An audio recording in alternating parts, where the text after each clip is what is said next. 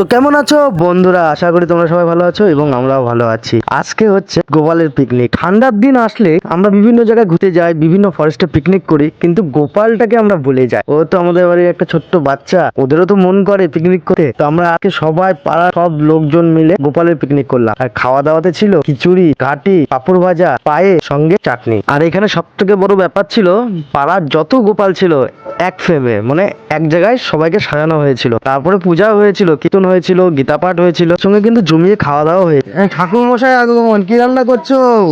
এই তো খিচুড়ি রান্না করছি। এটা কি উপলক্ষে? গোপালের ভোগ ভোগ হচ্ছে আজকে। ওখানে আর কি কি আছে এর সঙ্গে? এর সঙ্গে আছে খিচুড়ি থাকছে, ঘাটি থাকছে, হুম। তারপরে হচ্ছে পায়েস থাকছে, তারপরে হচ্ছে টক, পাঁপড়। এটা কি গোপালের কি পিকনিক হচ্ছে নাকি? পিকনিক, গোপালের পিকনিক।